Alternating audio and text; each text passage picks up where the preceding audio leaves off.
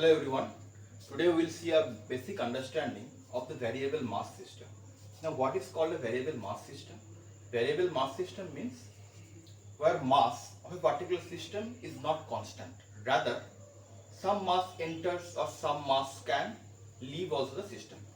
So we'll call a variable mass system if some mass is entering or it is leaving the system. Now suppose one mass is currently having velocity v is going in this direction. Now after some time the mass of the system is becoming m minus dm because dm mass has left the system. So dm mass has left the system. But the dm mass has left the system with relative velocity with respect to that original mass with velocity of Vr. With Vr velocity it's left the system. And the actual mass system initially were moving with V velocity. Right now the same system will right now move with velocity V plus dV, suppose. So this velocity is becoming V plus dV. So this is the initial case. This is the final case, or at some instant this is the case. So what will remain constant? The thing will remain constant is momentum. So initial momentum will equate with the final momentum because there is no external force present. So what is the initial momentum? M into V is equal to the final momentum. So due to this mass dm left the system, m mass, which are initially the m mass, right now is m minus dm, that mass will eventually get the velocity of v plus dv. So right now let us write that m minus dm mass is having the velocity of v plus dv, and the dm mass which has left the system with velocity of vr, what will be the velocity of the dm mass?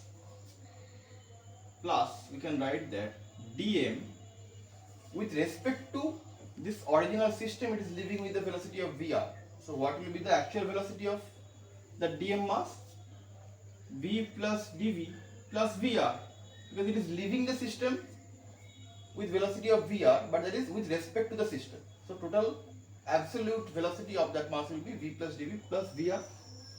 So right now we'll try to equate that. mv plus mdv, we'll just do the multiplication.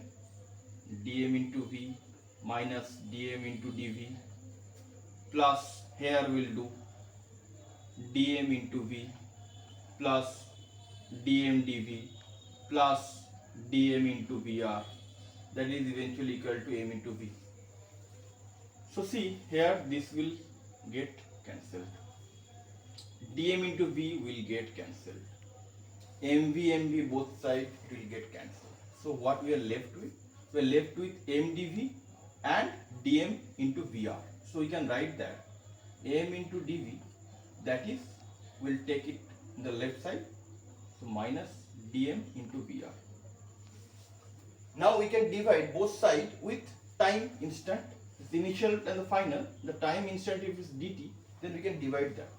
So we can write that m dv by dt, that is equal to minus dm dt into vr.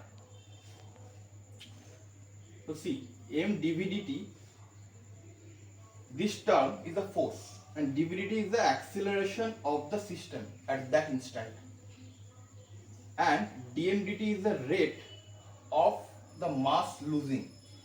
So this the rate of losing mass, and vr is the velocity of ejection with respect to the original system, ejection velocity.